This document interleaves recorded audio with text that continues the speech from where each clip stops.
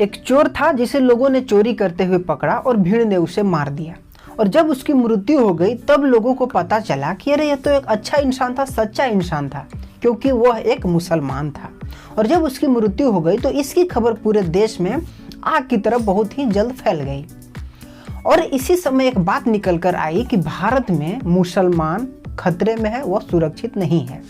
और इसी समय एक शब्द निकला जिसका नाम था मॉब लिंचिंग। और इस घटना से आहत होकर बॉलीवुड को इतनी चोट लगी कि उसी समय एक अवार्ड गैंग वापसी के जितने भी लोग थे वो लोग सामने निकल कर आए और अपनी औकात दिखाई और अपनी जो उन्हें सेलिब्रिटी के तौर पर, जो उनके काम के तौर पर जो उन्हें पुरस्कार मिला था उसे वे रिटर्न करने लगे। और उस रिटर्न से उनका यही मतलब था कि हम इस घटना का विरोध करते हैं।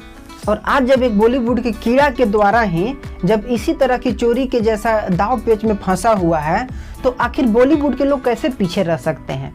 अभी तो नवाब मलिक ट्रेलर है और इनका अंदर ही अंदर क्या प्लानिंग चल रहा है ये तो अभी बाकी है। और हो सकता है आने वाला समय में वो भी देश के सामने आ जाए। जब कंगना रनावत वाला केस आया था और जब अर्नब गोस्वामी वाला केस आया था तो इसी तरह से सारे कीड़े मकोड़े इनके पीछे झपट पड़े थे।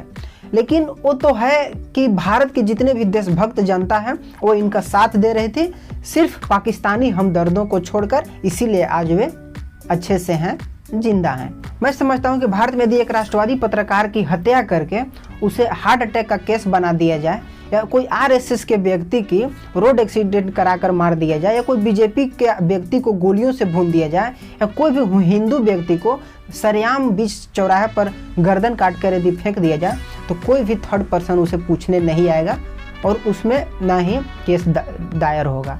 लेकिन यदि इसी तरह की घटना अगर कोई मुस्लिम के साथ अगर घट जाए ना तो देश में पूरे गद्दारों की फौज खड़ी हो जाएगी और उस समय आप पर सवाल उठाई जाएगी और सरकार पर उठाई जाएगी। कारण यहाँ हमारी यही सबसे बड़ी समस्या है कि यदि हमारी समस्या कुछ होती है तो कोई भी तीसरा व्यक्ति हमारी समस्या का समाधान करने नहीं आता है। और यदि कोई और दूसरा यदि कोई समस्या में पड़ा है तो हम भी उसके समस्या में उसके सहयोग करने नहीं जाते हैं। और रही यदि बात इस्लामियत की तो इस्लाम में ऐसा नहीं है। यदि कोई भी व्यक्ति समस्या में पड़ा हुआ है तो थर्ड पर्सन उसके समस्या के समाधान के लिए, उसके मदद के लिए जरूर आएगा, बशर्ते उसे भी इस्लाम होना चाहिए। आपने देखा होगा कि भारत पाकिस्तान के मैच में पाकिस्तान की जीत को बहुत से लोगों ने इस्लामियत की जीत बताई और यहाँ तक कि पाकिस्तान की जीत को भारत में इस टाइप से सेलिब्रेट किया गया कि वो हमारी जीत है। और भारत में पाकिस्तान के हमदर्दों ने बहुत ही अच्छे तरह से उसे सेलिब्रेट किया, बम पटाखे फोड़कर, आतिशबाजी कर कर। और जानते हैं एक बात, भारतीय मुसलमान यदि ये भी कह लेना कि हम हिंदुस्तानी हैं और हमारे दिल में हिंदुस्तान बसा हुआ है, चाहे वो कितना भी कह ले, परंतु ऐसा नहीं है। चाहे वो क्यों न भारत में ही रहते हों, लेकिन अभी तक उनका पाकिस्तान से ही हमदर्दी है। और ये परंपरा जो है उनका बहुत पहले से चली आ रही थी। जब हमारे देश में आज़ादी की लड़ाई लड़ी जा रही थी ना तो उस समय भी जो मुस्लिम लीग थी, जो उस समय के मुसलमान थे, वो भारत की आज़ादी की लड़ाई नहीं लड़ रहे थे, परंतु उस समय भी पाकिस्तान को अलग मांगने की, पाकिस्तान देश को अलग बनाने की मांग कर रहे थे, न कि आज़ादी की लड़ाई लड़ रहे थे। ठीक इसी तरह से आर्यन खान को एनसीबी के द्वारा पकड़े जाने पर सारे मुसलमानों में आक्रोश है, वो आप स्पष्ट रूप से देख सकते हैं।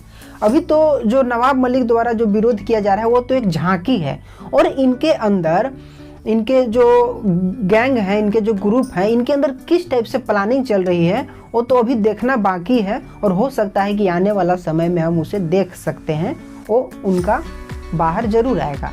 और अभी बहुत सारे ऐसे लोग हैं जिनकी पिछवाड़े में इस मैटर पर बात करने की खुजली हो रही होगी। और आप देख रहे हैं कि शाहरुख खान और नवाब मलिक में कोई नज़दीकी संबंध ना होने के बावजूद भी नवाब मलिक उसका मदद कर रहा है। तो उसका रिलेशन कुछ ऐसे नहीं है, लेकिन रिलेशन है कि वो एक इस्लाम है और एक इस्लाम को दूसरे इस्लाम का हमदर्द होना इनका दायित्व बनता है। और चाहे वो उसे जान रहा है या नहीं जान रहा है, चाहे वो क्यों न कितना भी बड़ा अपराध कर ले, लेकिन एक इस्लाम दूसरे इस्लाम को छुड़ाने जरूर आएगा।